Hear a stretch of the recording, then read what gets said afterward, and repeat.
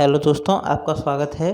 जैसा कि आपको पता है कि हम इतिहास में परिवर्तनों पर एक वीडियो बना रहे थे और इसके माध्यम से हम इतिहास को समझने का प्रयास कर रहे थे कि आखिर हमारा वर्तमान कैसे अस्तित्व में आया। इस सीरीज में हमने 2 वीडियो बना लिए हैं। ये हमारा तीसरा वीडियो है। इसमें हम हड़प्पा संस्कृति और जो वैदिक संस्कृति थी इनके बीच में अंतर समझेंगे। इसमें सबसे पहले हमें एक बात समझनी चाहिए कि जो पूर्व वैदिक सभ्यता थी या जो ऋग्वैदिक सभ्यता थी, दरअसल ऋग्वैदिक काल को ही हम पूर्व वैदिक काल कहते हैं। वैदिक काल को 2 भागों में बांटा गया है, पूर्व वैदिक काल, ऋग्वैदिक काल। पूर्व वैदिक काल के बारे में जानकारी का सिर्फ एक ही सोर्स है, वह है ऋग्वेद, इसलिए हम इसको ऋग्वैदिक काल भी कह देते हैं। तो ऋग्वैदिक काल के बारे में हमें समझना चाहिए कि इस समय जो आर्य लोग थे इनका निवास स्थान भी वही चित्र था जहाँ पर पहले हड़प्पा सभ्यता के निवासी रहा करते थे। तो चूँकि हड़प्पा सभ्यता जो है एक बड़ी सभ्यता थी, इसका चित्र बहुत विस्तृत था, लेकिन आर्यों का चित्र भी लगभग वही था। लेकिन आर्यों का चित्र छोटा था, लेकिन स्थान वही था जहाँ पर पहले हड़प्पा सभ्यता के लोग रहा करते थे। इसलिए संभव है कि हड़प्पा सभ्यता के लोग हों और आर्यों के बीच में कुछ टकराव हुए होंगे, लेकिन व्यापक टकराव के बारे में हमें जानकारी हड़प्पा सभ्यता में नहीं मिलती। हड़प्पा सभ्यता और जो आर्य थे इनके बारे में व्यापक टकराव की जानकारी हमें नहीं मिलती है। इनका जो क्षेत्र था इसे सप्त सिंधु प्रदेश कहा गया है। क्यों कहा गया है? क्योंकि ये 7 नदियाँ थीं। इन 7 नदियों के क्षेत्र में रहते थे। ये 7 नदियाँ थीं झेलम, चेनाब, रावी, सतलज, ब्यास, सिंध और काबुल से आती थी कुब्रा नदी जो अफ़गानिस्तान से आती थी। अब हम 8 विशेषताएं पढ़ेंगे और इन विशेषताओं को हम दोनों में अंतर के रूप में भी समझ सकते हैं। तो एग्जाम में विशेषता आए या अंतर आए हमें लिखना यही है। लेकिन यूपीएससी में डायरेक्ट क्वेश्चन नहीं आएगा, पीएससी में डायरेक्ट क्वेश्चन आने की संभावना रहती है। तो सबसे पहले हम समझते हैं कि हड़प्पा में स्थायी जीवन था। जैसा कि हम इसके बारे में जानते हैं कि यहाँ स्थायी जीवन था और यह एक नगरीय सभ्यता थी जो कि अब यानी कि जो ऋग्वैदिक काल है, ऋग्वैदिक काल में अस्थायी निवास था और ये ग्रामीण संस्कृति में बदल चुकी थी। मतलब हड़प्पा सभ्यता में स्थायी जीवन था, नगर थे, लेकिन पूर्व वैदिक काल में अस्थायी जीवन था। आर्य लोग जो है वास्तव में जनजातियाँ थीं जो मध्य एशिया से भारत में आई थीं और ये और पूर्व की ओर चलती चली गई। जैसे हम उत्तर वैदिक काल देखते हैं, उत्तर वैदिक काल में ये सदा नीरा गंडक नदी तक पहुंच जाती हैं। तो ये ग्रामीण संस्कृतियां थीं, क्योंकि यदि नगर बनाएंगे तो एक जगह पर रहना होगा, तो नगर तो थे नहीं। चूँकि नगर नहीं थे, ये चलवासी थे, इसलिए मूर्तियां नहीं मिली हैं हमें ऋग्वैदिक काल में। क्योंकि अब हमें पता नहीं कब एक स्थान से दूसरे स्थान पर जाना पड़ जाए। अब हम एक स्थान से दूसरे स्थान पर जाएंगे तो हम मूर्तियां रख कर थोड़ी ले जाएंगे, इससे तो हमारा वजन बढ़ेगा। इसलिए मूर्तियां नहीं होती थी, डायरेक्ट हम ईश्वर की पूजा कर लिया करते थे। लेकिन हम हड़प्पा सभ्यता के बारे में जानते हैं कि हड़प्पा सभ्यता में मूर्तियां थीं। हड़प्पा सभ्यता में पुरोहित वर्ग का इतना प्रभाव नहीं था, लेकिन ऋग्वैदिक काल में हम आते हैं तो पुरोहित वर्ग का प्रभाव पड़ जाता है। ठीक है। थर्ड पॉइंट हम देखते हैं कि हड़प्पा सभ्यता मात्र सत्तात्मक थी, लेकिन हम ऋग्वैदिक काल में देखें तो ये पितृसत्तात्मक है।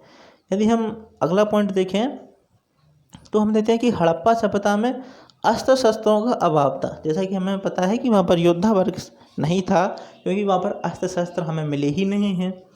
लेकिन जब हम ऋग्वैदिक काल में आते हैं या पूर्व वैदिक काल में आते हैं तो हमें यहाँ पर अस्त्र शस्त्रों के साक्ष्य मिलते हैं। यहाँ पर क्योंकि आर्य बाहर से आए थे और आर्य कबीले बाहर आने की एक वजह ये भी मानी जाती है क्योंकि ये जो आर्य लोग थे ये आपस में लड़ा करते थे, इसलिए कुछ आर्य भारत की ओर आ गए। क्योंकि इनका जो निवास स्थान था ये रेगिस्तानी इलाका है, यहाँ पर उत्पादन कम होता है, पानी कम होता है, प्राकृतिक स्थिति अनुकूल नहीं होती है जीवन के लिए। इसलिए यहाँ पर लोगों को एक दूसरे से लड़ झगड़ कर रहना पड़ता है, जिससे कि हमें भोजन की प्राप्ति हो सके, क्योंकि हमें भोजन छीनकर ही खाना पड़ेगा यदि हमें अपना पेट भरना है तो। इस वजह से यहाँ पर योद्धा वर्ग था। लेकिन भारत में तो भोजन इतना था कि हमने कितनी बड़ी सभ्यता विकसित कर ली, इसलिए यहाँ पर योद्धा वर्ग नहीं मिलता है हमें। लेकिन जैसे ही आर्य आते हैं हमारे भारत में योद्धा वर्ग आ जाता है। ठीक है। यहाँ पर युद्ध जो हड़प्पा सभ्यता थे, यहाँ पर हड़प्पा सभ्यता में युद्ध नहीं होते थे क्योंकि ये युद्ध वर्ग नहीं था, लेकिन ऋग्वैदिक काल में युद्ध भी होते थे और ये युद्ध एक अच्छे स्थान के लिए होते थे। ठीक है, लूट के लिए होते थे, जैसे हमने दूसरे के क्षेत्र में लूट लिया और फिर आपस में बांट लेते थे, क्योंकि ये कबीलाई समाज था। कबीलाई समाज समता मूलक होता है, यहाँ पर समानता होती है, यहाँ पर ज़्यादा विभेद नहीं होते हैं, वर्ग इतने ज़्यादा नहीं होते हैं, बस कुछ लोगों के कार्य होते हैं, जैसे कुछ को वे सरदार नियुक्त कर लेते हैं, एक पूजा करने वाला वर्ग बना लेते हैं। इनसे बाद में वर्ग विभेदन होने लगता है धीरे धीरे, जो हम आगे समझेंगे कि आखिर किस प्रकार ये जातियाँ बनी, किस प्रकार वर्ण बने।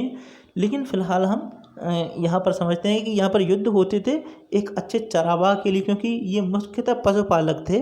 तो पशुपालक थे तो इन्हें अच्छे चारागाह चाहिए, तो ये युद्ध करते थे। लूट के लिए भी युद्ध करते थे, गायों के लिए भी युद्ध करते थे, क्योंकि गाय बहुत महत्व की थी यहाँ पर, क्योंकि गाय को यदि हमें कोई चीज़ चाहिए तो गाय दे दो और वो चीज़ ले लो, तो इसलिए भी यहाँ पर गाय बहुत ज़रूरी थी व्यापार विनिमय प्रणाली के लिए।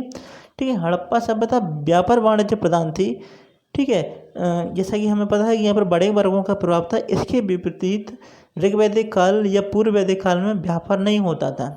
ठीक है, क्योंकि हम तो जनजातियाँ थी, एक स्थान दूसरे स्थान पर घूमते रहते थे, व्यापार से हमें कोई मतलब ही नहीं था। ठीक है, इसके बाद हम 6th पॉइंट देखते हैं। हड़प्पा सभ्यता के समाज में हड़प्पा सभ्यता में हम देखें तो लिपि का विकास हो चुका था, लेकिन ऋग्वैदिक काल में जब हम देखते हैं तो यहाँ पर कोई लिपि नहीं थी, केवल ऋग्वेद था। और वो ऋग्वेद भी जो विद्यार्थी होते थे उनको कंठस्थ याद करा दिया जाता था। मतलब हम बोलेंगे फिर आप बोलना, याद हो जाएगा, उससे आप आगे चलना, मतलब कंठस्थ याद कराया जाता था। इसलिए ऋग्वेद को पद्य के रूप में हम देखते हैं, क्योंकि पद्य जो होता है उसे याद करना आसान होता है बजाय गद्य के। इसी वजह से हम ऋग्वेद को पद्य के रूप में देखते हैं। ठीक है, इसके साथ हम देखते हैं 7th पॉइंट, पूर्व वैदिक कालीन समाज कबीलाई व समता मूला था, इसको हम समझ चुके हैं। ठीक है, 8वां पॉइंट हम देखते हैं। हड़प्पा सभ्यता के लोगों का मुख्य व्यवसाय व्यापार व कृषि था, किंतु ऋग्वैदिक काल के लोगों का मुख्य व्यवसाय पशुपालन व कृषि था। मतलब पहले नंबर पर पशुपालन था, दूसरे नंबर पर कृषि था।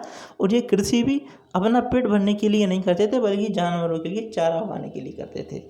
तो इस प्रकार ये हम हड़प्पा सभ्यता और ऋग्वैदिक काल में अंतर देते हैं, और हड़प्पा सभ्यता और ऋग्वैदिक काल की विशेषताएं देखते हैं। एग्जाम में जो भी आए हम समझ के लिख सकते हैं, प्री में भी डायरेक्ट विशेषताएं ही आएंगी तो हम इसे समझ सकते हैं। तो यदि आपको ये वीडियो अच्छा लगा तो इसे लाइक करना, हमारे चैनल को सब्सक्राइब करना। धन्यवाद।